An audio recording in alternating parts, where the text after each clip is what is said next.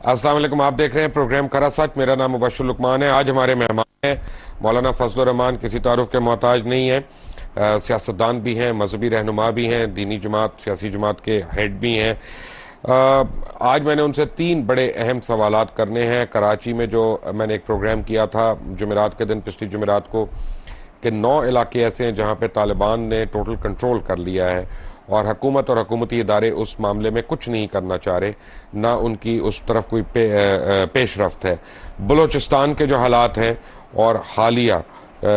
शिया community जो है उसका कत्लेआम। मौलाना अस्सलाम वालेकुम। सबसे पहले अहले तशी के कत्लेआम से शुरू होंगे। ये कौन करवा रहा है? बिस्मिल्लाहिर्रहमानिर्रहीम।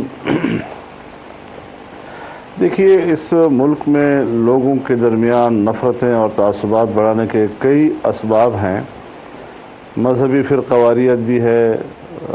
कौमी तासुबात भी हैं, इलाक़ाई और लिसानी तासुबात भी हैं, और तमाम अवामिल इस वक्त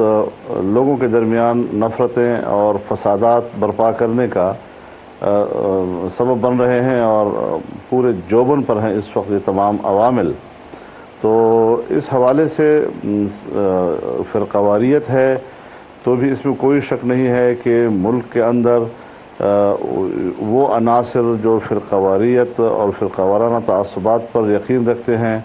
वो भी इस वक्त मुतहर्रिक हैं, और अगर कौमी या इलाक़ाई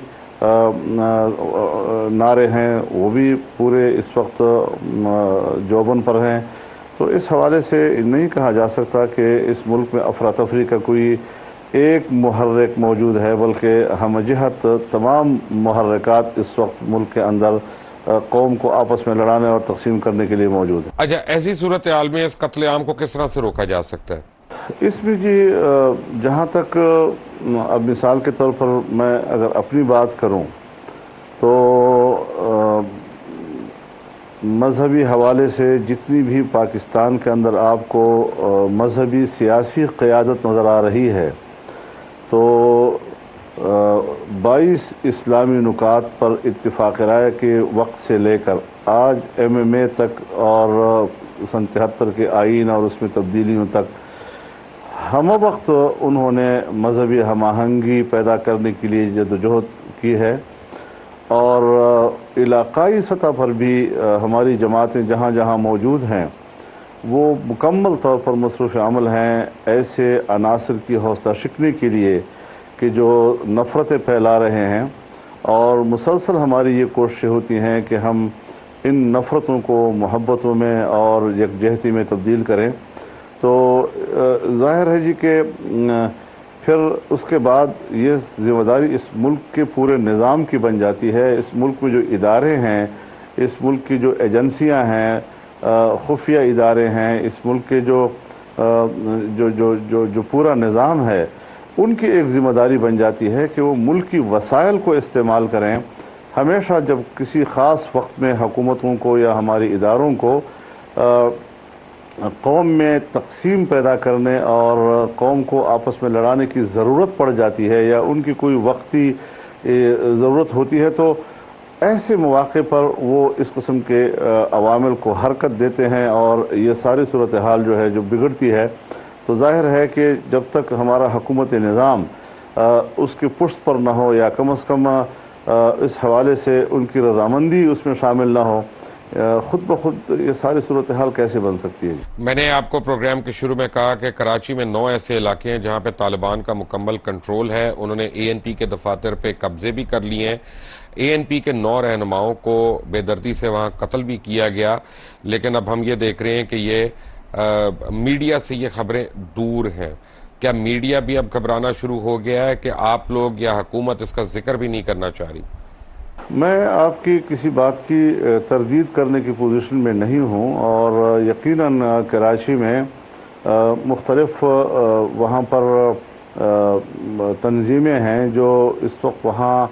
उनको खुली छुट्टी मिली हुई है। हुकूमत नाम की वहाँ कोई चीज़ नहीं है। इससे कबल भी मेरे ख्याल में हमारी अदालत भी यहाँ तक कह चुकी है कि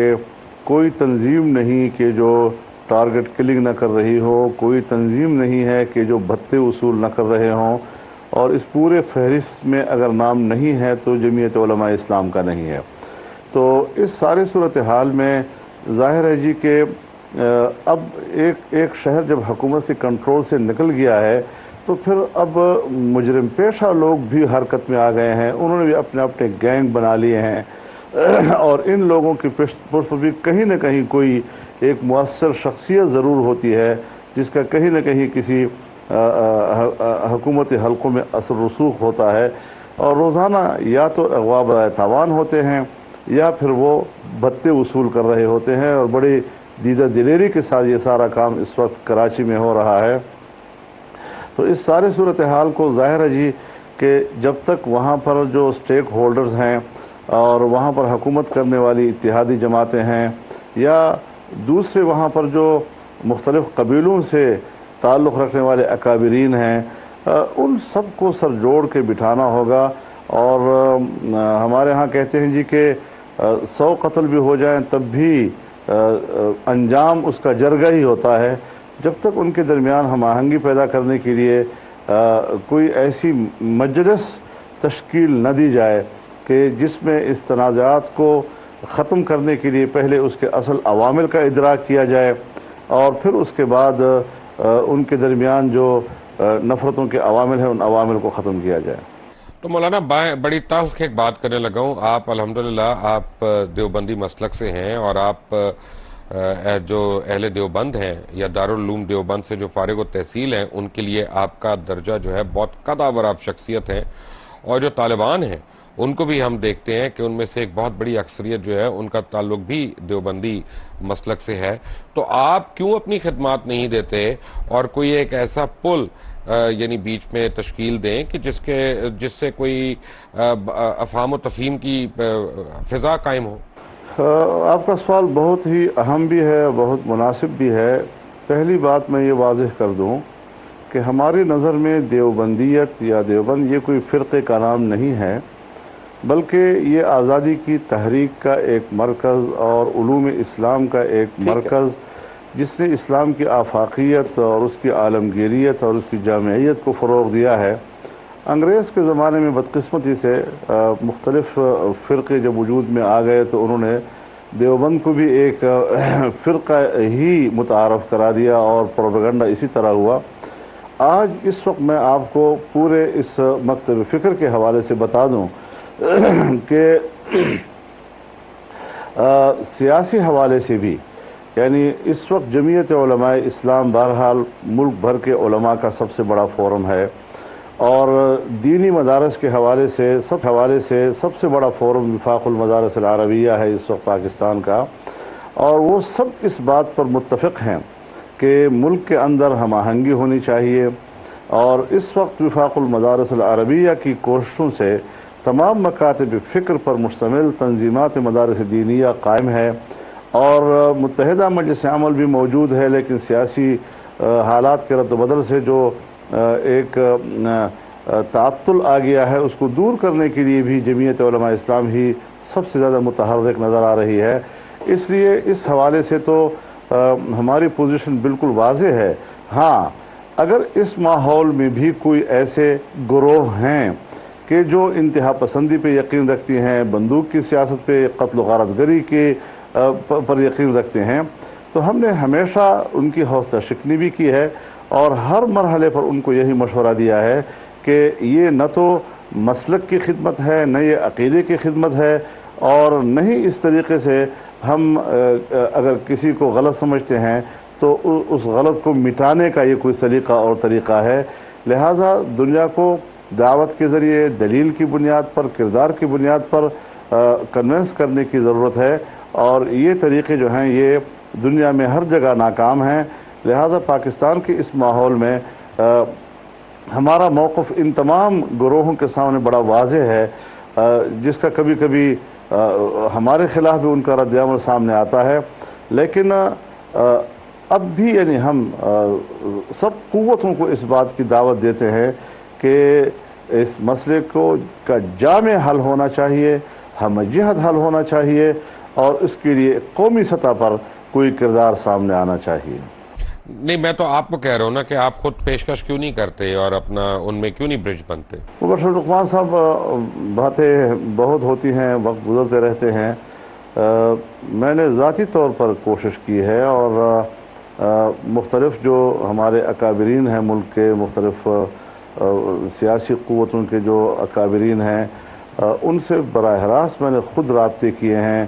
اور مجھے اچھا نہیں لگتا، لیکن بہرحال آپ کے اس سوال کے جواب میں اس قدر شکایت ضرور زبان پر لانا چاہوں گا کہ مجھے کہیں سے حوصلہ افزائی نہیں ملی۔ اور پھر جب پارلیمنٹ میں ہم لوگ گئے اور ہم نے کہا کہ جی پارلیمنٹ کا ایک جرگہ جانا چاہیے اور وہاں پر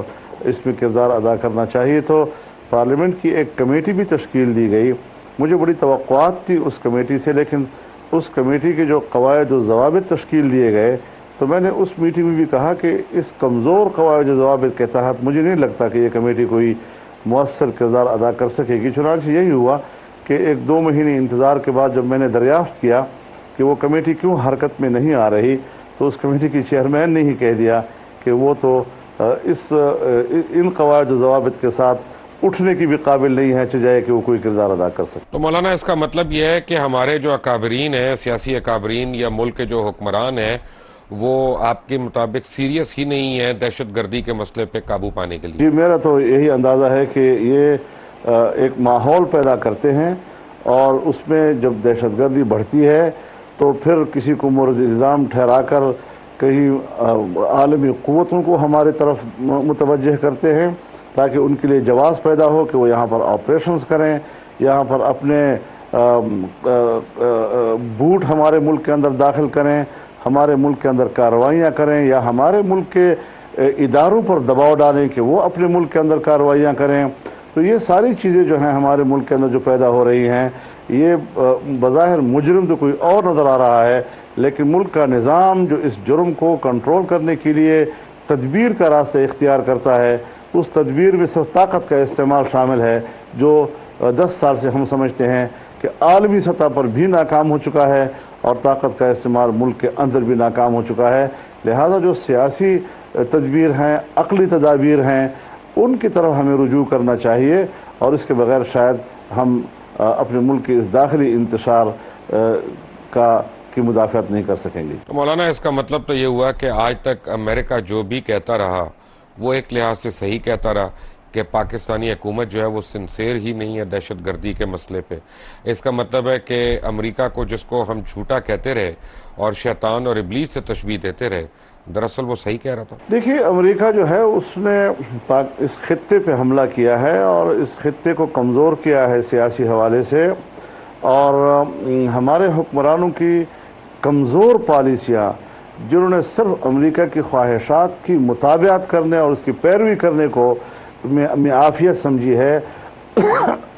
اور اسی کو پاکستان کا مفاد کہا ہے، اسی نے ملک کے لیے مشکل پیدا کی ہے۔ ہمارے ہاں مقتدر قوتیں ہیں یا حکمران جو ہمارے ہیں، وہ تو امریکہ کی آشیرواد کے ساتھ ملک پر حکومت کرنے کے خواہش مند رہتے ہیں، تو پھر ظاہر ہے کہ جو وہ کہیں گے اس طرح یہ کریں گے۔ وہاں سے $1 ارب ملے گا، ہم 1 سال آپریشن شروع کر دیں گے اور لوگوں کو قتل عام کریں گے ملک کے اندر۔ تو یہاں کی جو فیصلہ کن قوتیں ہیں وہ اعصابی لحاظ سے انتہائی کمزور ہیں، غلامانہ ذہنیت کے مالک ہیں، اور امریکہ جو اس خطے میں اپنا کھیل کھیلنا چاہتا ہے اس کے لیے یہ بنیادی کل پرزے ان کے لیے ثابت ہو رہے ہیں۔ مولانا فضل الرحمان ہمارے ساتھ ہیں۔ Welcome back to after quick break, take a break.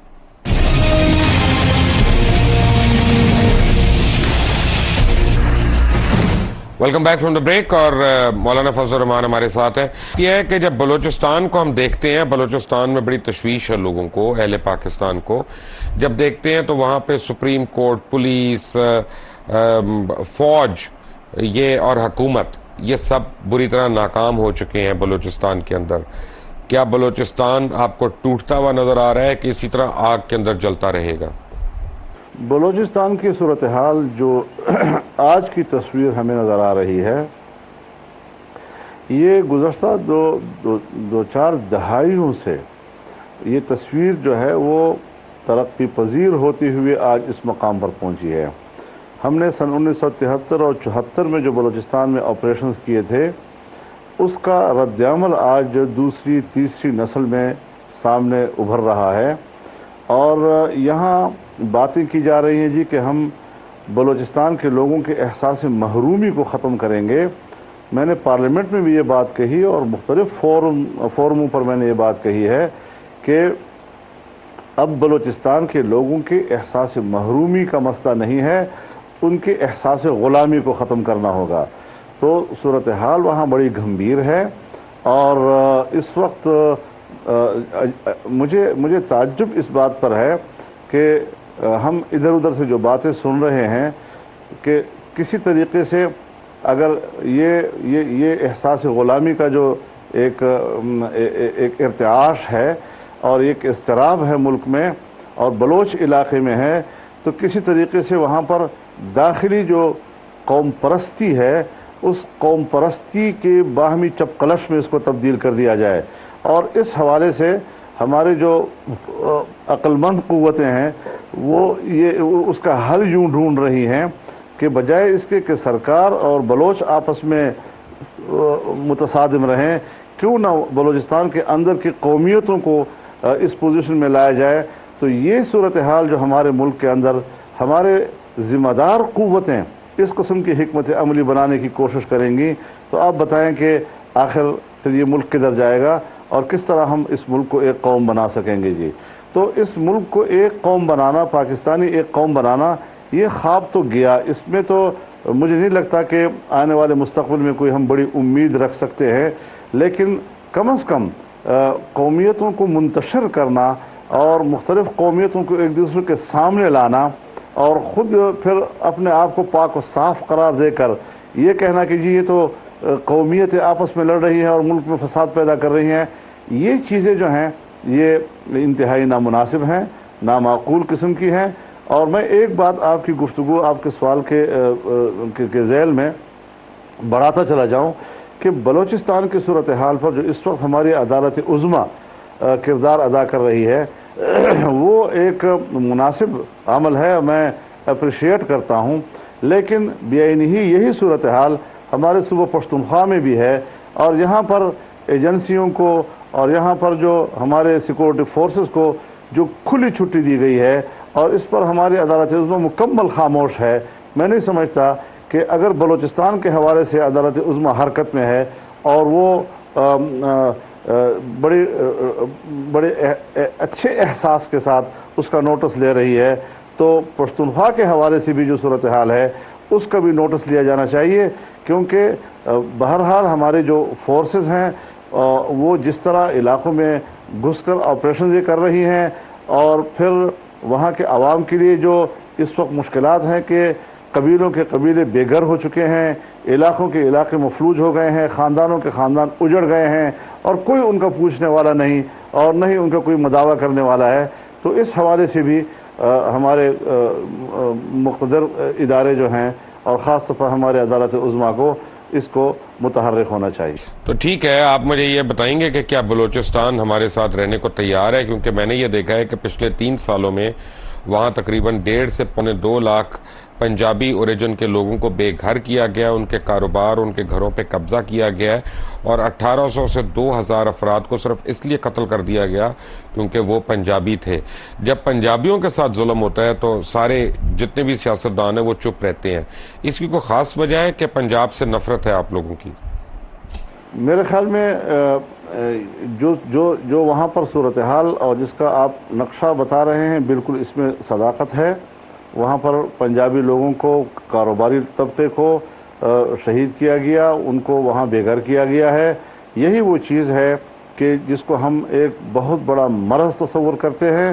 اور اس نفرت کو اور نفرت کی اس آگ کو کیسے بجھایا جائے اس پر ہمیں غور کرنا چاہیے۔ یہ نفرتیں کیوں پیدا ہوئیں، اتنی دوریاں کیوں پیدا ہوئیں؟ آخر ہمارا ملک ہے، ہمارے ملک میں بلوچ کراچی میں کاروبار کرتے ہیں، پنجاب میں کاروبار کرتے ہیں، پنجاب کے لوگ کراچی میں کاروبار کرتے ہیں، فرنٹیئر میں کرتے ہیں، پختونخوا میں کرتے ہیں، پختونخوا کے لوگ ملک کے چاروں صوبوں میں کام کر رہے ہیں۔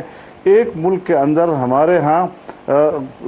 ہر علاقے کے لوگ ملک کے دوسرے مختلف علاقوں میں کاروبار کر رہے ہیں، تو اگر یہ نفرت پیدا ہوئی تو پھر تو ہر قبیلہ اپنے اپنے علاقے تک سمٹ آئے گا، اور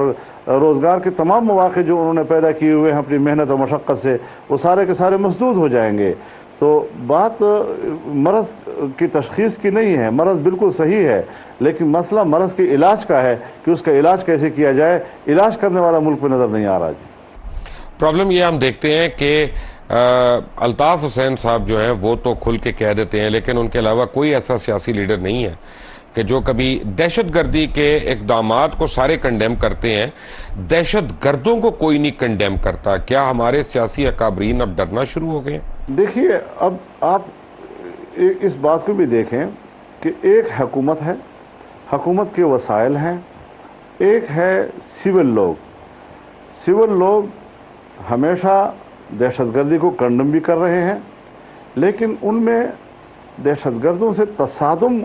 کرنے کی قوت نہیں ہوا کرتی جی۔ اب اگر حکومت یہ چاہتی ہے کہ پبلک ہی آ جائے اور پبلک ہی پبلک کے سامنے کھڑی ہو جائے تو پھر خانہ جنگی کس چیز کا نام ہوتا ہے؟ تو اس حوالے سے دہشت گردی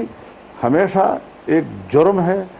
ہر سطح پہ جرم ہے، ہر مذہب میں جرم ہے، ہر کلچر میں جرم ہے، ہر معاشرے میں جرم ہے، اور ہر سطح پر جرم ہے۔ اور ہم ببانگ دہل ایسے اقدامات سے برات کا اعلان کرتے ہیں، لا تعلقی کا اعلان کرتے ہیں، اور ہم نے ہمیشہ یہ کہا ہے کہ کبھی بھی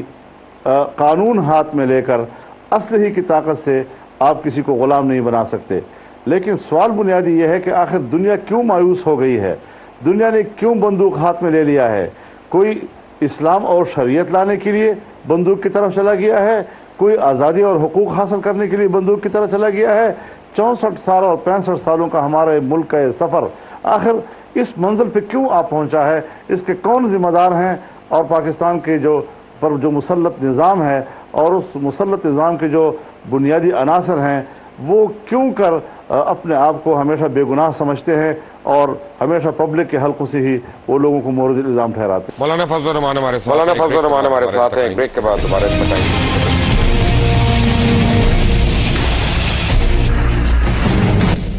welcome back from the break. مولانا فضل الرحمان ہمارے ساتھ ہیں۔ مولانا مجھے ایک بات بتائیں کہ آپ بے شک یہ سمجھیں کہ میں شاید پیسمسٹ ہوں یا ریئلسٹ کہہ لیں، جو مرضی کہہ لیں، لیکن انتخابات کیسے ہوں گے جبکہ ملک کے 3 صوبے جو ہیں وہاں پہ امن و امان کی ایسی صورتحال ہے کہ یا تو انتخابات ہو نہیں سکتے، اگر ہوں گے تو بہت خون خرابہ ہوگا؟ میرے خیال میں انتخابات تو ہوں گے، اور پچھلی دفعہ بھی جب الیکشن ہو رہے تھے ہم تو 2001 سے دیکھ رہے ہیں کہ بلکہ 2002 سے انہی حالات میں ہم الیکشن لڑتے آ رہے ہیں۔ پھر 2008 میں جو حالات تھے ان حالات میں بھی الیکشن ہوئے اور ہم نے ان الیکشن میں حصہ لیا اور ملک کا سیاسی نظام چلتا رہا ہے۔ تو یقیناً لوگوں میں پریشانی تو ہوتی ہے کہ اب میں اپنی بات آپ سے کروں کہ پچھلے الیکشن میں کمپین میں نہیں زیادہ چل سکا اور مجھ پر مسلسل دباؤ تھا کہ آپ زیادہ پبلک میں نہ جائیں اور یہ وہ، تو یہ مشکلات اور خطرات تو پچھلے الیکشن میں بھی رہے اور آئندہ الیکشن میں بھی رہیں گے۔ تاہم انتخابات کے لیے کوئی رکاوٹ نہیں ہے، انتخابات تو ہوں گے۔ اچھا، تو مجھے یہ بتائیں، ایک میں نے ویسے سوال پوچھنا ہے آپ سے، اس کا مین ان سے کوئی تعلق نہیں ہے، کہ کیا آپ عمران خان کو کسی سٹیج پہ اس ملک کا حکمران دیکھتے ہیں؟ آپ کے خیال میں کیا اگلے الیکشنز میں عمران خان اتنی قوت لے کے آ سکتے ہیں کہ وزیر اعظم بن جائیں؟ اور اگر آتے ہیں کیا آپ ان کے ساتھ اتحاد کریں گے؟ میرے خیال میں اس سوال کی شاید ضرورت ہی نہیں پڑے گی، اور نہ ہی کوئی ایسے حالات ہیں کہ جس میں ہم اس موضوع پر تبصرہ کریں اور اس کو ہم کوئی 2-4 منٹ دیں، اس پر وقت ضائع کرنے کی ضرورت ہی نہیں ہے میرے خیال۔ رائٹ، اس کا مطلب ہے آپ نے ان کے جو سیٹیں ہیں وہ بالکل کم گردانی ہوئی ہیں اپنی کتاب میں، آپ کے خیال میں کم سیٹیں آ رہی ہیں؟ میرے خیال میں تو انشاءاللہ آپ دیکھیں گے یہ جو کچھ چیزیں میڈیا پر کبھی کبھی غیر ضروری طور پر آسمان پہ چلی جاتی ہیں، وہ زمین پر اس کے کوئی اثرات نہیں ہوا کرتے۔ مولانا مجھے یہ بتائیں کہ ایم ایم اے سے لوگوں کو بڑی امید تھی، لیکن ایم ایم اے جو ہے اپنا کردار بخوبی کے پی کے میں نہیں نبھا سکی۔ سب سے بڑی بات یہ ہے کہ وہ اکٹھی ہی نہیں رہ سکی، اور خود جماعت اسلامی اور جمعیت علماء اسلام میں بہت زیادہ جو ہے وہ ڈفرنسز سامنے آئے ہیں۔ اب اگر ایم ایم اے بنتی ہے، اور بننے کی آپ کوشش تو کر رہے ہوں گے آئی ایم شیور، لیکن اب جب اس میں آپ اہل تشیع کو لیتے ہیں، علامہ ساجد نقوی صاحب کو، ان کی جماعت کو، تو آپ کے اپنے جو فالوورز ہیں، جو دیوبندی حضرات ہیں، یا آپ کے اپنے ہم مسلک حضرات جو ہیں، وہ کس طرح آپ کے پیچھے کھڑے ہوں گے؟ کیونکہ حالیہ جو ہم شیعہ سنی ویو ایک دیکھ رہے ہیں سیکٹیرین وائلنس کی، وہ تو آپ کو اس سے مزید ایم ایم اے کو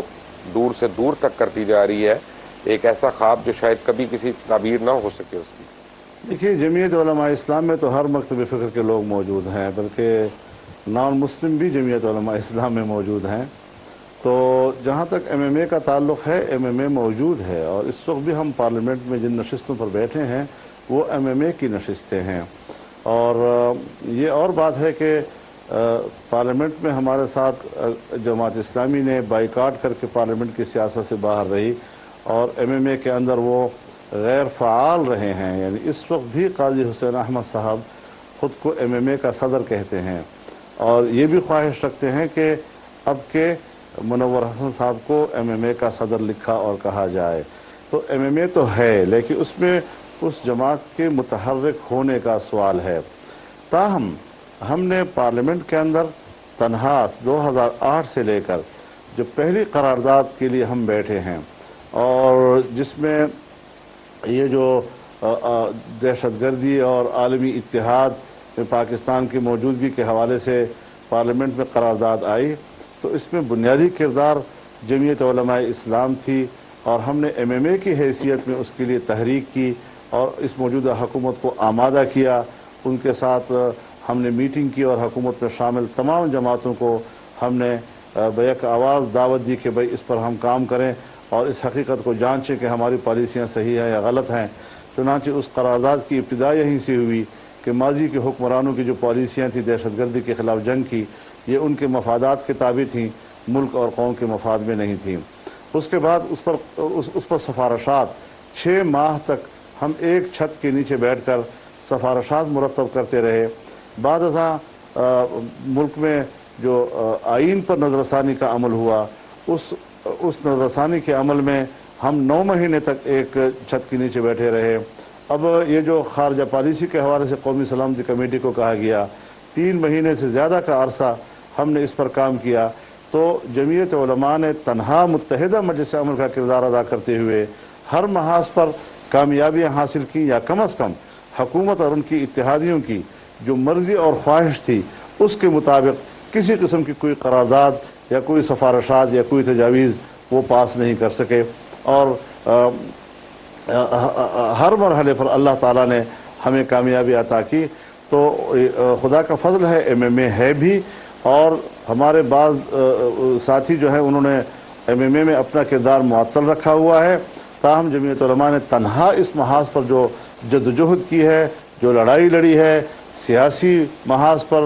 دلیل کی بنیاد پر، تو الحمدللہ ہم اپنے آپ کو اپنے اس حجم کے مطابق، جس حجم کے ساتھ ہم ایک ایوان میں موجود ہیں، اس چھوٹے سے حجم میں اتنا بڑا کردار میں سمجھتا ہوں کہ لوگوں کے اور مذہبی دنیا کے جذبات کی تسکین کے لیے کافی ہے۔ مولانا کیسے آپ کن کامیابیوں کا ذکر کر رہے ہیں؟ کیونکہ پہلے ہی میں دیکھتا ہوں جب الیکشن ہوا اور ایم ایم اے جو ہے اس کی خواہشات کے برعکس، اور آپ کی تمام تر میٹنگز کے باوجود جو اسلام آباد میں ہوئیں، مولانا اعظم طارق نے جا کے میر ظفر اللہ جمالی کو وزیر اعظم کے طور پہ ووٹ دے دیا، اور وہی ایک ووٹ تھا جس کی وجہ سے جمالی صاحب جو تھے وزیر اعظم بنے۔ آپ کے اپنے ہم مسلک لوگوں نے آپ کو ووٹ نہیں دیا پارلیمنٹ میں؟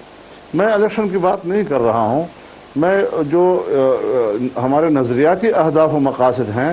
ان نظریاتی اہداف و مقاصد کے حوالے سے میں سوچتا ہوں کہ ہم نے موقع بموقع جو فیصلے کیے وہ اس نے ملک کو بھی فائدہ پہنچایا، اور ہمارے جو نظریاتی اہداف و مقاصد ہیں ان کے لیے بھی ہماری کارکردگی انتہائی کامیاب رہی ہے۔ ہر مرحلے پر جب ایوان کے اندر شاہ آئین پر نظر ثانی کا سوال ہو. اگر جمعیت علماء اس موقع پر ایوان میں موجود نہ ہوتی اور آئین پر نظر ثانی کا مرحلہ آتا تو آج آپ کا آئین مکمل سیکولر آئین بن چکا ہوتا. اور میں آپ کو یہ بات بتاتا چلوں کہ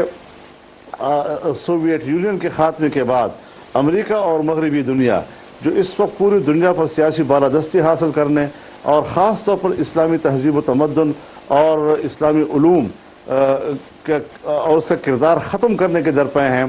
ایسی صورتحال میں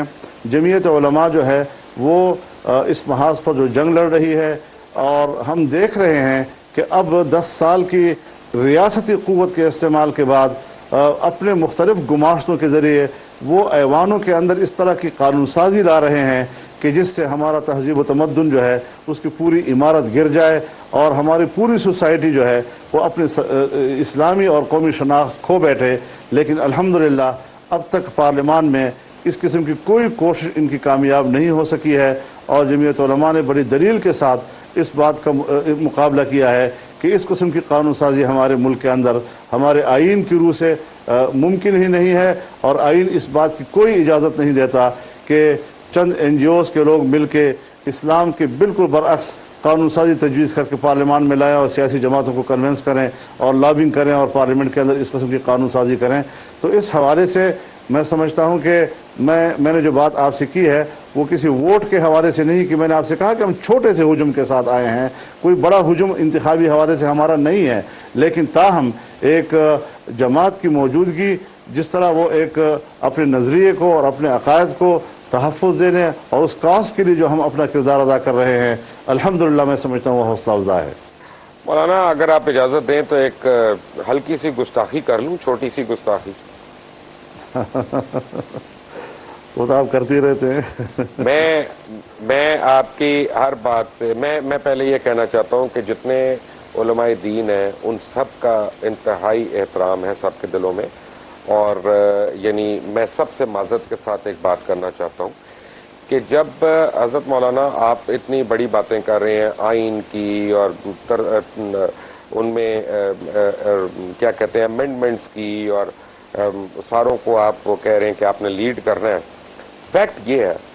کہ خود علماء دین جو ہیں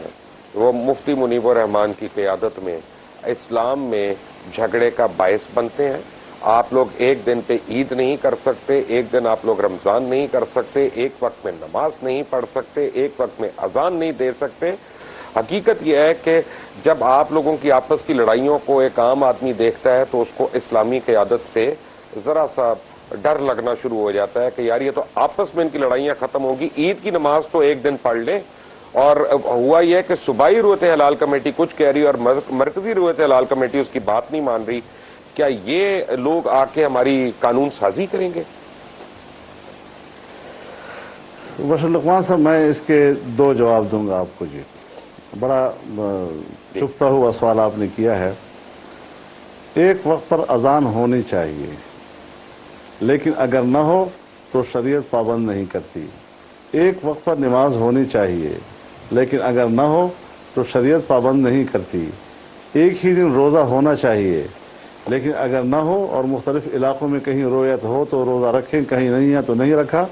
شریعت اس حوالے سے کوئی جبر نہیں کر رہا آپ کے اوپر. ایک ہی روز عید ہونی چاہیے، لیکن اگر نہ ہوا تو پھر کوئی شریعت ایسی آپ پر جبر نہیں کر رہا ہے کہ آپ کی مذمت کرے. آخر عید اور روزہ اور نماز یہ پاکستان کی چیز نہیں ہے، یہ امت کی چیز ہے. امت میں بھی تو کہیں پر عید ہے اور کہیں پر نہیں ہے، کہیں پر رمضان ہے اور کہیں پر نہیں ہے، کہیں پر 2 گھنٹے پہلے اذان ہے، کہیں پر 2 گھنٹے کے بعد اذان ہے. تو یہ چیزیں جو ہیں یہ جس حوالے سے مشتہر کر دی گئی ہیں اور اس پہ صرف علماء کرام ہی کو ہدف بنا دیا گیا ہے، یہ کچھ ضرورت سے ذرا بڑھ کر ہے. ہاں، نظم کے حوالے سے کچھ چیزیں ایسی ہیں کہ جس میں اجتماعیت زیادہ ہے، اور جہاں اجتماعیت زیادہ ہو وہاں نظم و ضبط ہونا چاہیے. جس طریقے سے ہمارے علماء کرام کہتے ہیں کہ جمعے کی نماز اول وقت میں ہونی چاہیے، تو ظاہر ہے کہ جہاں پر تمام ائمہ کرام اس بات پر متفق ہیں کہ جمعے کی نماز اول وقت میں ہونی چاہیے تو پوری دنیا میں اول وقت میں ہونی چاہیے. لیکن بعض لوگ آپ دیکھتے ہیں کہ خطبوں اور خطابتوں میں گھنٹہ 2 گھنٹے تاخیر کر لیتے ہیں. جی تو یہ چیزیں جو ہیں مستحسن چیزیں ضرور ہیں، لیکن اتنی بھی نہیں کہ اس پر آپ ایک پورے علماء طبقے کو مورد الزام ٹھہرانے کہ آپ تو بہت بڑے مجرم ہیں۔ ایک بات تو میں یہاں تک کہنا چاہتا ہوں، اس سے آگے جہاں تک عید کی اور روزے کا مسئلہ ہے، یہ کمیٹی بنائی ہی اسی لیے گئی ہے تاکہ ملک کے اندر ہم ایک طرح کا تہوار منائیں، ایک ہی دن میں منائیں، ایک ہی دن میں ہم روزہ رکھیں، ایک ہی دن میں ہم روزہ کھولیں۔ اور یہ اجتماعی معاملات بھی ہیں۔ رسول اللہ صلی اللہ علیہ وسلم نے فرمایا کہ جب لوگ روزہ رکھیں تو تم روزہ رکھو، جب لوگ روزہ کھولیں تو تم روزہ کھولو، جب لوگ حج کریں تو تم حج کرو۔ یعنی ایک اجتماعیت کا تصور جناب رسول اللہ صلی اللہ علیہ وسلم نے اس حوالے سے دیا ہے۔ جہاں تک پاکستان کے اندر بدنظمی کا تعلق ہے، اس کے سادہ عوامل ہیں لیکن ہم اس کو حل نہیں کر رہے ہیں۔ اور ہمارے ہاں میرے ذاتی نظر میں، واللہ علم میں صحیح ہوں یا غلط، لیکن کمیٹی تو ہے، لیکن کمیٹی کی کوئی قواعد و ضوابط نہیں ہے۔ یعنی اگر ہم اس کو قاضی کی حیثیت دیتے ہیں تو قاضی کا حکم اگر کوئی نہیں مانتا اور پوری دنیا اس پر متفق ہے کہ سرکار کی طرف سے اور ریاست کی طرف سے جو قاضی مقرر ہوتا ہے اس کا حکم نہ ماننے پر سزا بھی ہوا کرتی ہے، لیکن ہمارے ہاں تو قانون سازی ہے ہی نہیں اس حوالے سے۔ تو ایک کمیٹی کسی زمانے میں بنائی گئی ایک اچھے جذبے کے ساتھ، لیکن بعد میں اس پر کوئی ایسا سرکاری سطح پہ کام نہیں ہوا کہ باقاعدہ اس کے قواعد و ضوابط ہوں، اس کی قانون سازی ہو اور پورا ملک اس قانون کا پابند ہو جس طرح کہ دوسرے قوانین کا پابند ہوتا ہے۔ تو میں یہ چاہوں گا کہ میں حکومتی حلقوں میں اور پارلیمان کے حلقوں میں اس بات کو اٹھاؤں کہ اس پر نظر ثانی کی جائے اور اس کی اصلاح کی کوشش کی جائے، تاکہ یہ جو ہمارے ملک کے اندر افراتفری ہے اور پھر لوگوں کی شکایتیں ہوتی ہیں اور جو شخص جب چاہے اور جہاں چاہیں، یعنی مجھے حضرت ایسا بھی اطلاعات ملی ہیں کہ ہمارے ایک دوست نے جس کو خود 27واں روزہ تھا اور اس نے شام کو شہادت لی اور 27 روزے رکھ کر اس نے عید کر دی۔ اب یہ صورتحال جو ہے یہ کب مستحسن ہے؟ اس کو کب ہم سمجھتے ہیں کہ یہ بھی ہمارے ملک میں ہونا چاہیے؟ جب تک تقویم 28 کی ہے تو گواہی لینا ہی جرم ہے۔ ہم جبرن جو ہے کہتے ہیں جی یہ تو شاید ایک رات پہلے دیکھا گیا تھا۔ کیوں دیکھا گیا تھا جی؟ پہلے کہاں تھے یہ گواہ؟ تو نظم و ضبط نہیں ہے۔ اس کو ضبط میں لانے کے لیے ہمیں کوئی قانون سازی کرنی ہوگی اور اس میں تمام علماء کرام اور مکاتب فکر کی اتفاق رائے سے کرنی ہوگی۔ حضرت اس میں ایک بڑی سیریس ایلیگیشن ہے، وہ یہ ہے کہ 11 مہینوں میں کبھی چاند کے اوپر مسئلہ نہیں ہوتا، کسی رویت پہ مسئلہ نہیں ہوتا، کسی گواہی پہ کوئی مسئلہ نہیں ہوتا۔ مجھے کچھ دوستوں کا کہنا ہے کہ جی اس کے اوپر بہت زیادہ بڑا سٹا ہوتا ہے، چاند کی تاریخ کے اوپر اس کے اوپر جوا کھیلا جاتا ہے، اس وجہ سے اتنا تضاد آ رہا ہے۔ کیا اس میں کوئی صداقت ہے؟ اس کی میں تصدیق تو نہیں کر سکتا، لیکن بہرحال میں اس حوالے سے آپ سے اتفاق کرتا ہوں کہ سارا سال 11 مہینے یا 10 مہینے ہماری تقویم ایک ہی رہتی ہے، لیکن ان 2 مہینوں کے لیے ایک دن آگے اور پیچھے ہو جاتا ہے۔ مولانا فضل الرحمان آپ کا بہت بہت شکریہ ہمارے ساتھ رہنے کو۔ مولانا فضل الرحمان قائد ہیں جمعیت علماء اسلام کے، اور یہ آج ہمارے ساتھ تھے۔ اور 3 ایسی باتیں کہ جو انتہائی غور طلب ہیں، ایک جو فرقہ واریت کی ایک نئی لہر پاکستان کے اندر بھاگ رہی ہے اور اس سے ہر ایک اپنے آپ کو غیر محفوظ سمجھ رہا ہے۔ دوسرا کراچی کی بگڑتی ہوئی صورتحال جو ہے امن و امان کی، اور خاص طور پہ وہاں غیر ملکیوں کا جو قبضہ ہے وہ بہت ایک قابل فکر چیز ہے۔ اور تیسرا بلوچستان کے اندر کے جو حالات ہیں وہ اب لگتا یہ ہے کہ قابو سے باہر ہوتے جا رہے ہیں، اور جیسا مولانا نے کہا کہ بہت جلد حکومت کو لوکل جو اوپینین میکرز ہیں ان کو لے کے ان کے ساتھ مل کے کوئی ایسے طریقے اپنانے پڑیں گے کہ ہر جگہ امن و امان ہو سکے یا نہیں، یہ تو آنے والا وقت بتائے گا۔ انٹل نیکسٹ ٹائم، اللہ حافظ۔